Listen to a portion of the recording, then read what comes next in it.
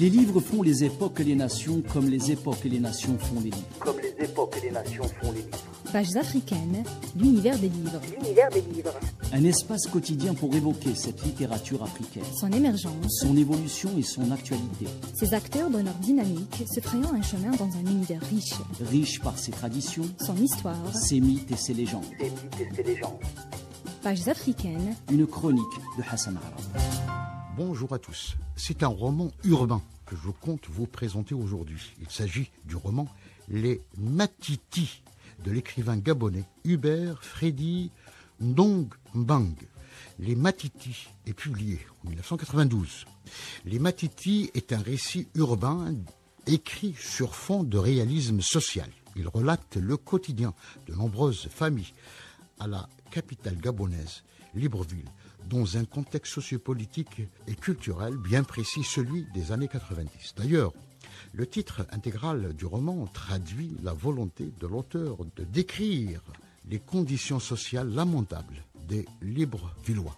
Les Matiti, mes pauvres univers, ont contreplaqué en planche et en tôle. Selon un spécialiste de la littérature gabonaise, le portrait fait de Libreville reflète l'image, je cite, d'une ville sinueuse. Cette sinuosité s'observe aussi bien au niveau de l'espace qu'au niveau de la psychologie sociale. Elle peut même s'observer au niveau des enchaînements dans le processus narratif. Fin de citation. Ndong-Mbang emploie un néologisme, Matiti, pour désigner tout quartier sous-intégré.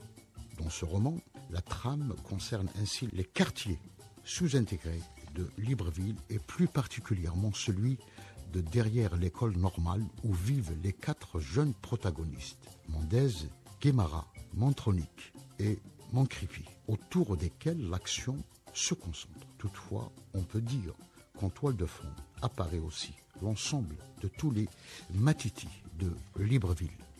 Ainsi, l'histoire de la bande de jeunes désœuvrés de derrière l'école normale se passe en pleine période de crise économique et politique au Gabon. Les Matiti doivent se lire ainsi en gardant à l'esprit cette crise et les premiers soubresauts qui mettent le Gabon sur la voie de la démocratisation. À très bientôt.